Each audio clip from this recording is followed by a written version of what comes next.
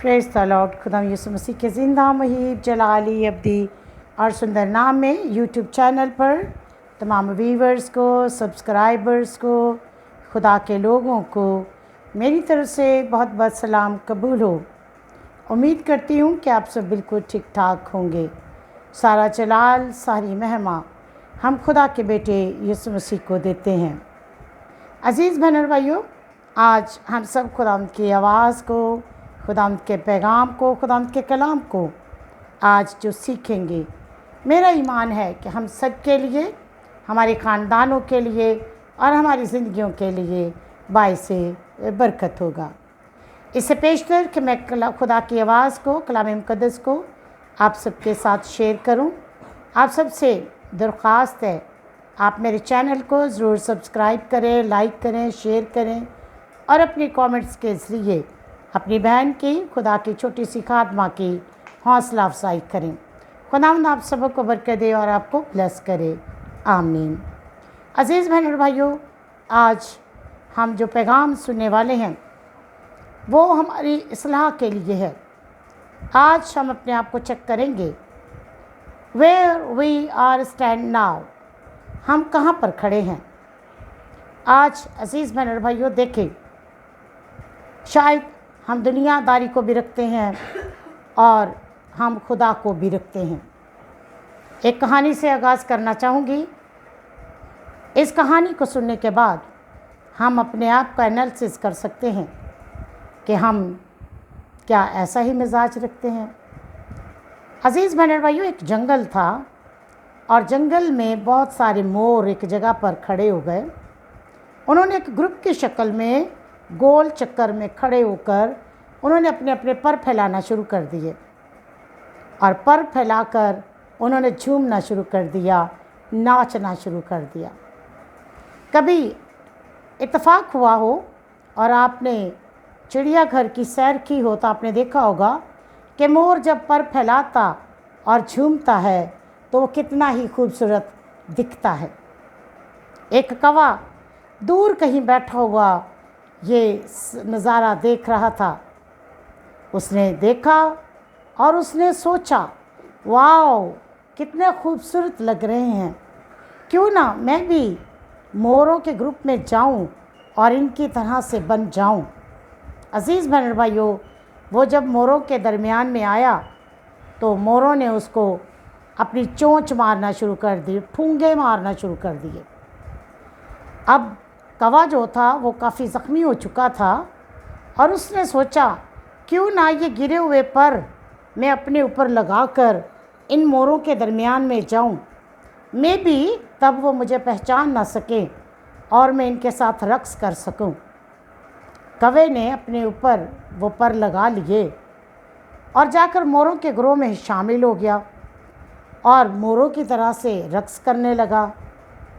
चंद लम्हों के बाद मोरों ने एक डिफरेंट किस्म की आवाज़ निकालना शुरू कर दी और वो आवाज़ इतनी खूबसूरत थी और कौवे ने भी कोशिश की कि मैं भी मोरों की तरह से आवाज़ निकालूं, लेकिन वो वैसी आवाज़ निकाल ना सका क्योंकि कौवे की नस्ल, कौवे की जिन्स अलग है मोरों से।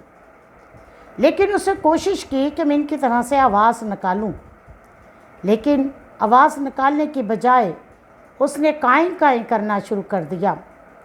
मोरों को पता चल गया कि ये कौवा नहीं है, ये मोर नहीं बल्कि कौवा है, और उन्होंने उसको अपनी चोंचें मार मार कर वहाँ से उसको भगा दिया।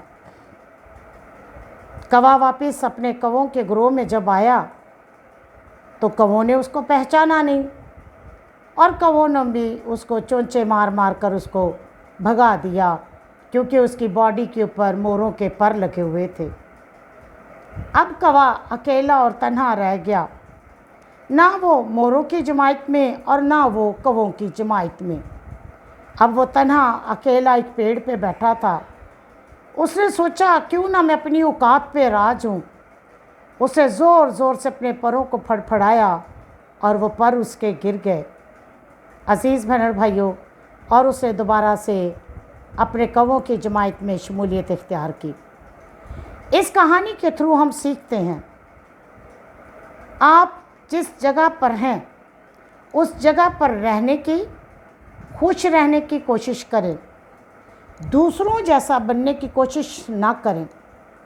सम टाइम हम जेलसी की वजह से, सम टाइम हम दूसरे का दबदबा रोब देखने के लिए हम उन जैसे बनने की कोशिश करते हैं।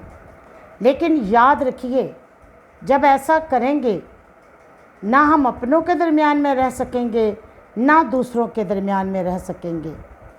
हम इसको यूँ भी कह सकते हैं, बहुत सारे लोग खुदा को छोड़कर दुनियादारी के साथ चलना शुरू कर देते हैं।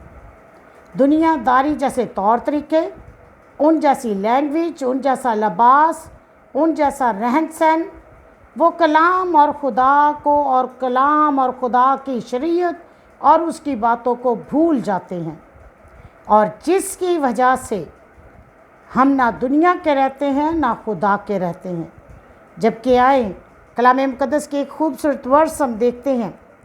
कलाम मुक़द्दस में लिखा है, फिलिपियों और उसका 2 बाब और उसकी 5वीं आयत, गौर कीजिए।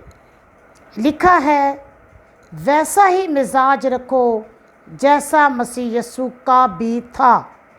जी हाँ अज़ीज़ बहनों और भाइयों, हमने अपनी सोच, अपने थॉट, अपने ख्यालात, अपना रहन सहन, अपना करैक्टर, गुफ्तगू, अपने घर के एनवायरनमेंट, अपने घर की फ़िज़ा ऐसा रखना है जैसा मसीह यीशु का। अबलीस से काम नहीं करने।